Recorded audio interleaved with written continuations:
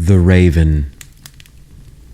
Once upon a midnight dreary, while I pondered, weak and weary, over many a quaint and curious volume of forgotten lore, while I nodded, nearly napping, suddenly there came a tapping, as someone gently rapping at my chamber door. "'Tis some visitor," I muttered, tapping at my chamber door.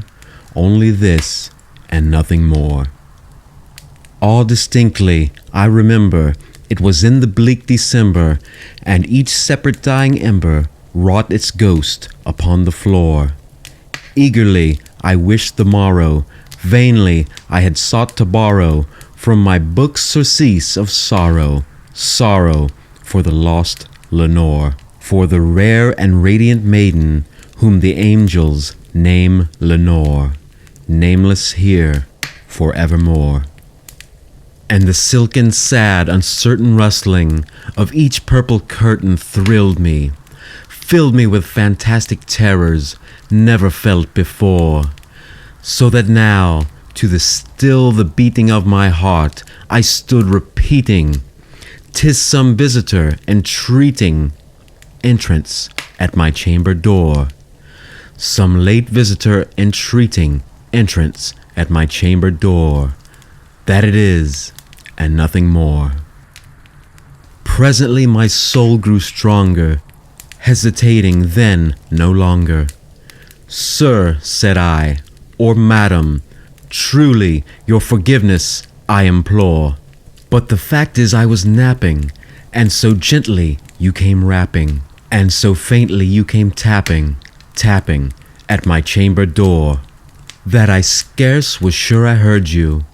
Here I opened wide the door, darkness there, and nothing more. Deep into the darkness peering, long I stood there wondering, fearing, doubting, dreaming dreams no mortal ever dared to dream before. But the silence was unbroken, and the stillness gave no token, and the only word there spoken was the whispered word, Lenore. This I whispered, and an echo murmured back the word, Lenore. Merely this, and nothing more. Back into the chamber turning, all my soul within me burning, soon again I heard a tapping somewhat louder than before. "Surely," said I, "surely that is something at my window lattice. Let me see then what thereat is, and this mystery explore. Let my heart be still a moment, and this mystery explore. 'Tis the wind, and nothing more." Open here I flung the shutter, when, with many a flirt and flutter, in there stepped a stately raven of the saintly days of yore. Not the least obeisance made he, not a minute stopped or stayed he, but with mien of lord or lady perched above my chamber door, perched upon a bust of Pallas just above my chamber door, perched and sat, and nothing more. Then this ebony bird beguiling my sad fancy into smiling, by the grave and stern decorum of the countenance it wore. "Though thy crest be shorn and shaven, thou," I said, "art sure no craven, ghastly grim and ancient raven, wandering from the nightly shore. Tell me what thy lordly name is on the night's Plutonian shore." Quoth the raven, "Nevermore."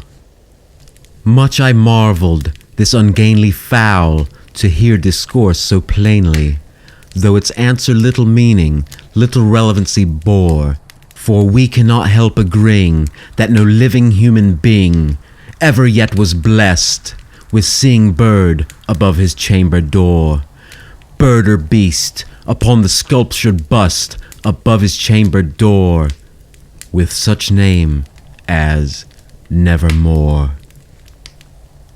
But the raven, sitting lonely on the placid bust, spoke only that one word, as if his soul in that one word he did outpour.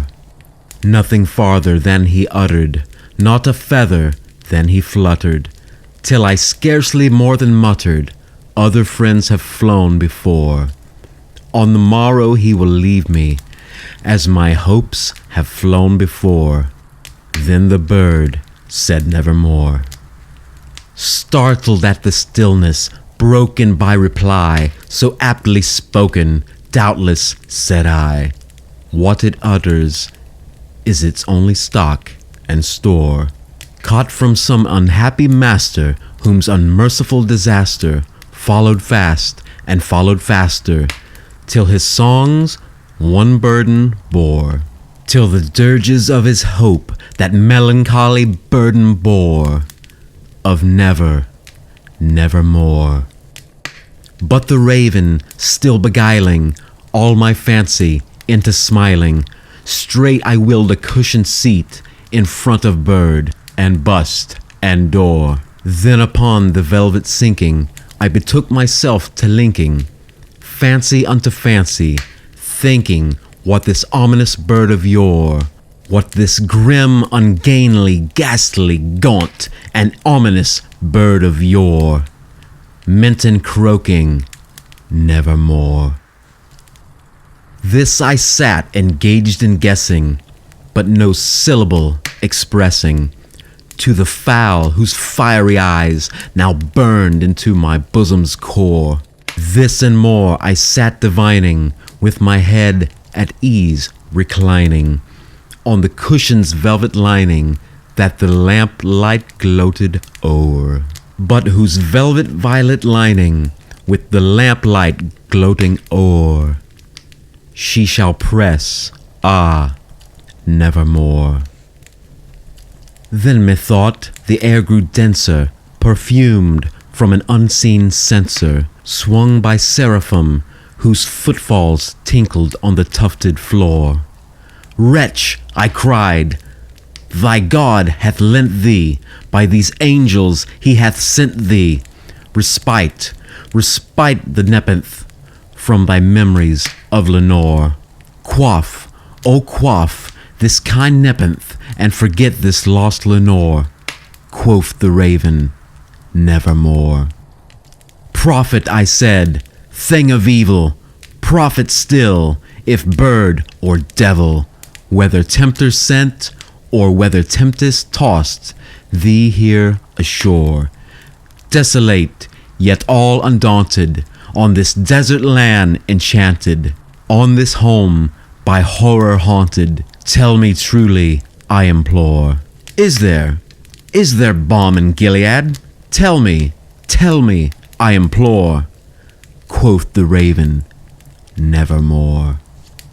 Prophet, said I, thing of evil, prophet still, if bird or devil, by that heaven that bends above us, by that God we both adore, tell this soul with sorrow laden, if within the distance Aden it shall clasp a sainted maiden, whom the angels name Lenore. Clasp a rare and radiant maiden, whom the angels name Lenore, quoth the raven, nevermore.